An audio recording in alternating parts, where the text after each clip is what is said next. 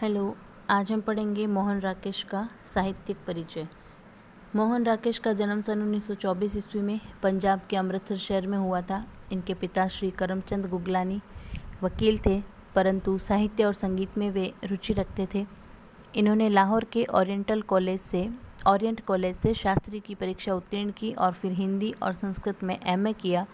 तत्पश्चात इन्होंने अध्यापन का कार्य बम्बई, शिमला, जालंधर तथा दिल्ली विश्वविद्यालय में किया, परंतु इस कार्य में विशेष रुचि न होने के कारण त्यागपत्र देकर सन 1962-63 में मासिक पत्रिका सारिका का संपादन भी इन्होंने किया। कुछ समय बाद ये कार्य भी छोड़ दिया और स्वतंत्र लेखन का कार्य प्रारंभ किया। सन 1963 से 1972 तक स्वतंत्र लेखन किया।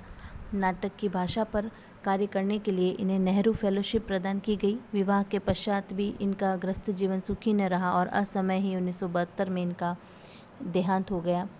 उपन्यास इन्होंने लिखे अंधेरे बंद कमरे में, न आने वाला कल, अंतराल, नीली रोशनी की बाहें। कहानियाँ इन्होंने लिखी क्वार्टर, पहचान, वारिस। 3 संग्रहों में कुल 54 कहानियाँ इन्होंने लिखी। निबंध संग्रह परिवेश, वक्लम खुद, यात्रा वृतांत है, आखिरी चट्टान तक, समय सारथी, जीवनी संकलन है और डायरी इन्होंने लिखी मोहन राकेश की डायरी। नाट्य कृतियाँ आषाढ़ का एक दिन, लहरों के राजहंस और आधे अधूरे इनके नाटकों के नाम हैं। एकांकी इन्होंने लिखी अंडे के छिलके और अन्य एकांकी तथा बीज नाटक, दूध और दांत। अनुदित नाटक है मृच्छकटिक, शाकुंतल। इन दोनों नाटकों का हिंदी रूपांतरण इन्होंने किया था। राकेश जी की भाषा विषयानुकूल, सरल तथा गंभीर रूप धारण करती है। अपने साहित्य में इन्होंने तत्सम शब्दावली से युक्त खड़ी बोली को लिया है, जो शुद्ध, परिमार्जित, संस्कृतनिष्ठ तथा व्यवहारिक है, जहाँ कहीं उर्दू तथा अंग्रेजी के शब्दों का प्रयोग भी हुआ है।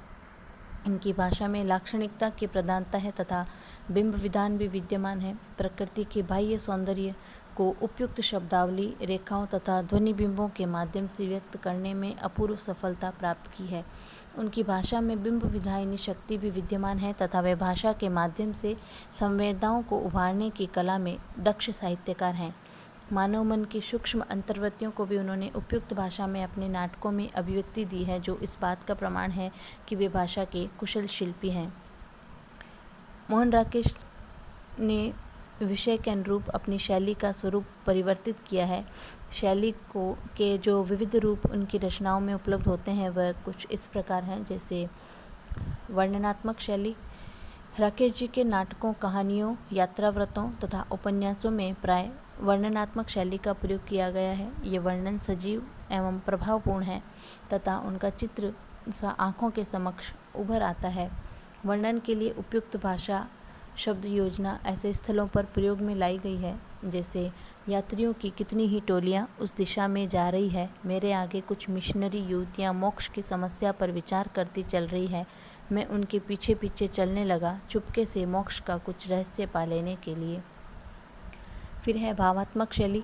नाटकों में इस शैली का प्रयोग प्रमुख रूप से किया गया है। पात्रों में जहाँ कहाँ अपनी भावुकता का परिचय देते हुए अपने मनोभाव व्यक्त किए हैं, वहाँ इस शैली को देखा जा सकता है। इस शैली में भाषा शुद्ध, परिमार्जित, संस्कृतनिष्ठ हिंदी है, जिसमें अलंकारिकता का भी समावेश हुआ है। वाक्य प्राय लंबे लंबे हैं। फिर है चित्रात्मक शैली। प्रकृति के रम्य रूपों का चित्रण मोहन राकेश जी ने अपनी चित्रात्मक शैली में किया। ध्वनि, दृश्य और मनोभावों के आकर्षण चित्र शब्दों के माध्यम से उतारने में राकेश जी सिद्धहस्त हैं। इस शैली में अलंकारिकता के साथ साथ बिंब विधायिनी शक्ति भी है। वाक्य छोटे छोटे हैं तथा भाषा सरल, सरस और प्रभावपूर्ण है। कहीं कहीं काव्यात्मकता का संचार भी उसमें हो गया है। जैसे एक उदाहरण हम यहाँ देखते हैं कि सूर्य का गोला पानी की सतह से छू गया, पानी पर दूर तक सोना ही सोना ढल गया, पर वह रंग इतनी जल्दी जल्दी बदल रहा था कि किसी एक क्षण के लिए उसे एक नाम दे सकना असंभव था। फिर है विवरणात्मक शैली। यात्राव्रतों में इस शैली का प्रयोग प्रमुखता से किया गया है। घटनाओं एवं दृश्यों का विवरण राकेश जी इतनी कुशलता से प्रस्तुत करते हैं कि सारा दृश्य सामने साकार हो जाता है। उनके विवरण मानव एवं प्रकृति के सौंदर्य को वास्तविक रूप से सामने खड़ा कर देते हैं। जैसे एक उदाहरण देखते हैं हम यहाँ पे। जल्दी जल्दी चलते हुए मैंने एक के बाद एक कई टीले पार किए, टांगें थक रही थी पर मन थकने को तैयार नहीं था। हर अगले टीले पर पहुंचने पर लगता था कि शायद अब एक ही टीला है और उस पर पहुंचकर पश्चिम क्षितिज पर खुला विस्तार अवश्य नज़र आ जाएगा। फिर हिंदी साहित्य में उनका स्थान कि मोहन राकेश आधुनिक काल के हिंदी साहित्यकारों में विशिष्ट स्थान के अधिकारी हैं। उनकी नाट्य कृतियाँ अपने ढंग की अनूठी कृतियाँ हैं और रंगमंच का ध्यान रखते हुए ये कृतियाँ लिखी गई है। वे नई कहानी के प्रवर्तकों में से एक माने जाते हैं। भाषा के कुशल शिल्पी मोहन राकेश का एक प्रबुद्ध चिंतक एवं मनस्वी साहित्यकार थे। अपनी बहुमुखी प्रतिभा से उन्होंने सरस्वती के भंडार की जो श्रीवृद्धि की है उसके लिए हिंदी जगत उनका चिरकाल तक ऋणी रहेगा। मोहन राकेश की प्रमुख कृतियाँ जैसे निबंध संग्रह, परिवेश और बक्कलम खुद, नाटक है इनका लहरों के राजहंस, आधे अधूरे और आषाढ़ का एक दिन,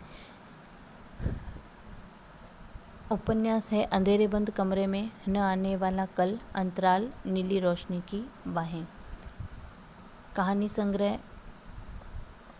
क्वार्टर, पहचान तथा वारिस नाम की 3 कहानी संग्रह हैं जिसमें 54 कहानियाँ हैं। यात्रा वृत्तांत है आखिरी चट्टान तक।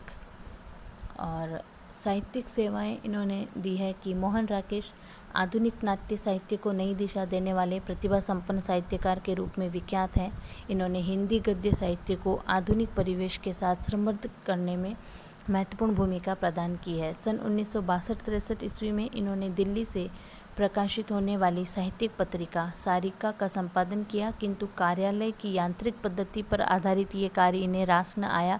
इन्होंने अपना पद त्याग दिया और फिर अपने अंतिम समय तक स्वतंत्र लेखन में ही व्यस्त रहे। नाटक, उपन्यास, कहानी, निबंध, यात्रावृत्त और आत्मकथा के क्षेत्र में इन्होंने हिंदी साहित्य को कई अमूल्य कृतियाँ प्रदान की।